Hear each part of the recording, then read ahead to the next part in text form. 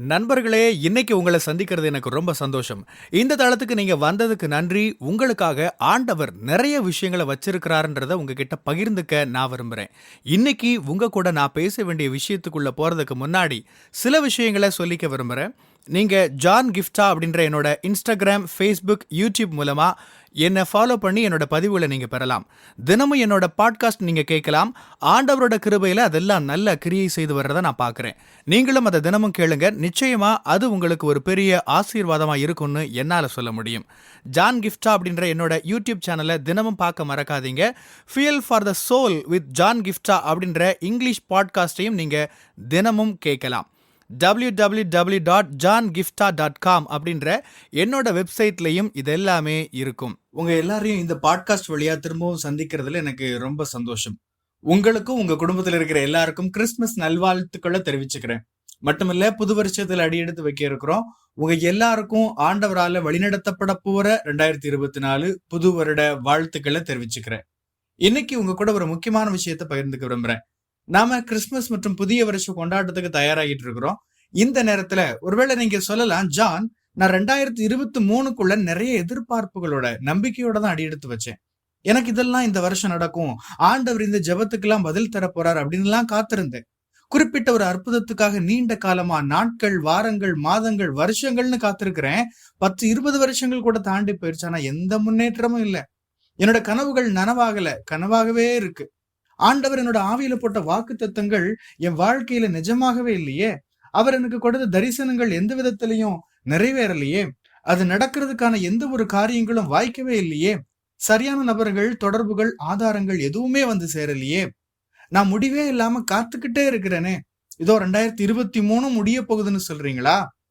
நீங்க ஒருவேளை இப்படி ஏமாற்றத்தோட இருக்கலாம். நான் யாருக்கெல்லாம் ஜெபிச்சேனோ அவங்க எல்லாம் என்னை விட ரொம்ப தாமதமா தொடங்கின நபர்கள்லாம் என்ன தாண்டி போய்கிட்டு இருக்கிறாங்க. ஆனா எனக்கு என்ன சுத்தி என்ன நடக்குதுன்னே புரியல. இப்படி எல்லாம் சொல்றீங்களா? உங்ககிட்டதான் ஒரு முக்கியமான விஷயத்த பகிர்ந்துக்க விரும்புறேன். இப்ப நான் பேச போற வார்த்தைகள் உங்களை உற்சாகப்படுத்தும்னு நான் நம்புறேன். நம்ம ஆராதிக்கிற ஆண்டவரை நீங்க சரியா புரிஞ்சுப்பீங்க. ஆண்டவரே, என்னோட சித்தம் இல்ல, உங்க சித்தம் தான். உங்க சித்தத்தின்படி என்னோட வாழ்க்கையில எல்லாம் நடக்கட்டும்னு சொல்லுங்க. அப்படி சொல்லி நம்மளோட வாழ்க்கைய அவரோட திட்டங்களுக்கு ஒப்பு கொடுக்கிறப்ப நம்ம ஒரு முக்கியமான விஷயத்த புரிஞ்சுக்கணும். ஆண்டவரை நம்புறது, அவரோட சித்தத்தை நம்புறது, நம்மளோட வாழ்க்கையில அவரோட திட்டங்களை நம்புறது அப்படின்னு எல்லாம் சொல்றப்ப அவரோட காலத்துக்கும் நாம காத்திருக்கணும், அவரோட நேரத்துக்கும் காத்திருக்கணும். அதையும் நாம நம்பணும். அவரோட நேரம்ன்றது ஒவ்வொருத்தருக்கும் வித்தியாசமானது. இன்னொரு நபருக்கு எப்படி ஆண்டவர் ஒரு காரியத்தை செஞ்சாரோ அதே மாதிரிதான் உங்களுக்கும் அவர் செய்யணும்னு இல்ல. லூக்கா 1ஆம் அதிகாரத்துல இருந்து இதுக்கு ஒரு உதாரணம் சொல்றேன் பாருங்க. இதுல 2 நிகழ்வுகள் பத்தி குறிக்கப்பட்டிருக்கு. ஒண்ணு யோவான் ஸ்நானகனோட பிறப்பு பத்தினது, இன்னொன்னு இயேசு கிறிஸ்துவோட பிறப்பு. 2 நிகழ்வுகள்லையும் கவனிக்கும் போது 2க்கும் ஒரு ஒற்றுமை இருக்கு. ஒரு தேவதூதன் வர்றான், உங்களுக்கு குழந்தை பிறக்க போகுதுன்னு சொல்றான். யோவான் ஸ்நானகன் பத்தி தேவதூதன் சகரியாவுக்கு காட்சி கொடுத்து உனக்கு ஒரு மகன் பிறப்பான்னு சொல்றான். நல்ல கவனிங்க, சகரியா என்ன சொல்றாரு? இது எப்படி சாத்தியம்? இதே போல மரியாள் எடுத்துக்கோங்க, அவங்க கன்னி. இன்னும் உங்களுக்கு யோசேப்பு கூட கல்யாணம் ஆகல. அப்படிப்பட்ட ஒரு சமயத்துல தேவதூதன் வந்து உனக்கு ஒரு குழந்தை பிறக்க போகுதுன்னு சொல்றான். அவங்களும் இது எப்படி சாத்தியம்னு கேக்குறாங்க. குழந்தை பிறக்கும்னு 2 பேருக்கும் விஷயம் சொல்லப்படுது. 2 பேரும் ஒரே மாதிரியான கேள்விகளை முன்வைக்கிறாங்க. சகரியாவோட விஷயத்துல பாருங்க, சகரியாவும் எலிசபெத்தும் குழந்தை பெத்துக்க முடியாத அளவுக்கு வயசானவங்கள் ஆகிட்டாங்க. ஆனா மரியாள் யோசேப்போட அந்த விஷயத்த பாருங்க, யோசேப்பு இன்னும் கதைக்குள்ளேயே வரல, அவங்களுக்கு இன்னும் கல்யாணமே ஆகியிருக்கல, மரியாள் கன்னியா இருக்கிறாங்க. ஆனா இங்க பாருங்க, குழந்தை பெத்துக்கிற அளவுக்கு அவங்களுக்கு இன்னும் வயசே வரல, இளமையா இருக்கிறாங்க. ஒருத்தருக்கு ரொம்ப தாமதமாகிருச்சு, ஒருத்தங்களுக்கு ரொம்ப சீக்கிரமாவே அதே விஷயம் நடக்குது. ஆண்டவரோட நேரம்ன்றது வெவ்வேறு நபர்களுக்கு வெவ்வேறு விதமானது.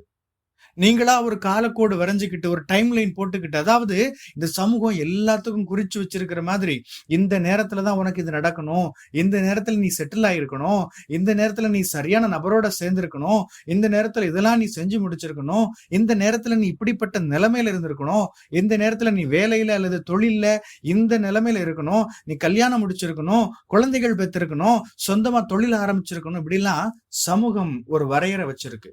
ஆனா நான் சொல்றேன், ஆண்டவரோட நேரம்ன்றது ஒவ்வொரு நபர்களுக்கும் மாறுபட்டது. நீங்க அவரை நம்புறேன்னு சொல்றப்ப, நீங்க அவரோட சித்தத்தை நம்புறேன்னு சொல்றப்ப, உங்க வாழ்க்கையில அவரோட திட்டங்கள நம்புறீங்கன்னு சொல்றப்ப, நீங்க அவரோட காலத்தையும் நம்பித்தான் ஆகணும். வசனம் 18 பாருங்க. அப்பொழுது சகரியா தேவதூதனை நோக்கி, இதை நான் எதினால் அறிவேன்? நான் கிழவனாயிருக்கிறேன். என் மனைவியும் வயது சென்றவளாய் இருக்கிறாளே என்றான். 34ஆம் வசனம் பாருங்க.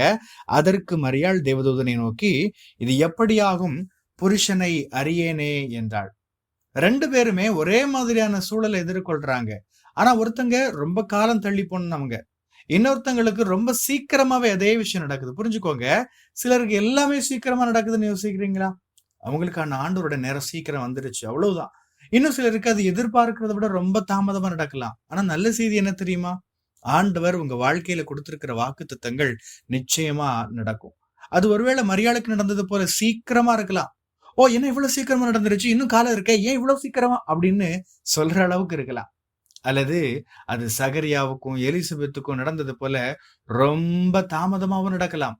அது எப்படி இருந்தாலும் சரி, ஆண்டவரே என்னோட சித்தம் இல்ல, என்னோட நேரம் இல்ல, இந்த உலகம் இந்த சமுதாயம் குறிச்சு வச்சிருக்கிற நேரத்தின்படி அல்ல, நீர் எனக்காக குறிச்சு வச்சிருக்கிற நேர திட்டத்தின்படி எல்லாம் நடக்கட்டும்னு சொல்லுங்க.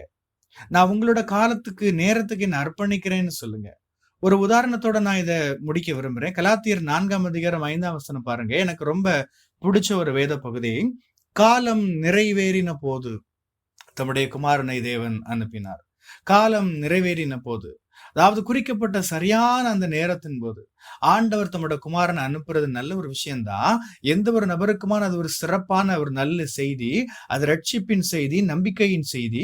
ஆனா ஆண்டவர் ஆதாம் பாவம் பண்ணின உடனே தம்மோட குமாரனை அனுப்பிடல. அல்லது இப்ப இந்த காலகட்டத்துல அவர் அனுப்பல. அவர் முன்குறித்திருந்த ஒரு காலகட்டத்துல ஆண்டவர் இயேசுவ அனுப்பினார். சில நேரங்கள்ல நாம இப்படிதான் நினைப்போம், இது ஒரு நல்ல விஷயம் தானே, அற்புதம் தானே, ஆண்டவர் ஏன் இதை உடனடியா செய்யக்கூடாது? ஆண்டவர் என்ன சீக்கிரமா ஆசீர்வதிச்சா நான் நிறைய பேருக்கு ஆசீர்வாதமா இருப்பேனே, ஆண்டவர் என்னோட தரிசனத்தை நிறைவேற்றுறதுக்கு நிதி உதவி கிடைக்கிறதுக்கு பண்ணினாருன்னா நான் பெரும் கூட்ட மக்களுக்கு ஆசீர்வாதமா இருப்பேனே, ஆண்டவர் ஏன் அதை உடனடியா செய்யக்கூடாது அப்படின்னு தோணும். ஆனா அப்பதான் நீங்க சொல்லணும், ஆண்டவரே என்னோட சித்தம் இல்ல, என்னோட திட்டம் இல்ல, என்னோட வழிகள் இல்ல, என்னோட எண்ணத்தின்படி இல்ல, உம்மோட கரங்கள்ல நான் ஒப்படைக்கிறேன். நான் உம்முடைய கரங்கள்ல தந்து நீர் எனக்காக வச்சிருக்கிற நேரத்துக்காக உண்மையே நம்பி இருக்கிறேன்னு சொல்லுங்க. ஆண்டவரே இந்த வார்த்தைகள் இதை கேட்டுட்டு இருக்கிற ஒவ்வொருத்தருக்கும் நேராக கடந்து செல்லட்டும்.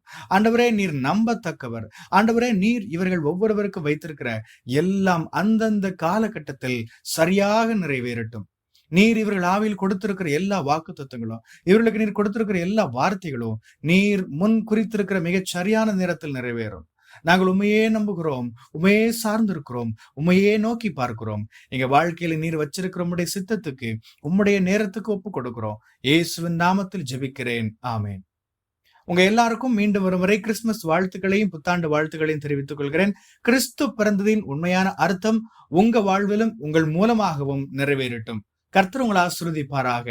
உங்களுடைய பகுதிகளில் பிரசங்கிக்க என்னை அழைக்க நீங்க விரும்பினா டிஸ்கிரிப்ஷன்ல இருக்கிற இமெயில் மூலமா என்ன நீங்க தொடர்பு கொள்ளலாம். பிரியமானவங்களே, இந்த செய்தி மூலமா நீங்க உற்சாகம் அடைஞ்சிருப்பீங்க, ஆசீர்வதிக்கப்பட்டிருப்பீங்கன்னு விசுவாசிக்கிறேன்.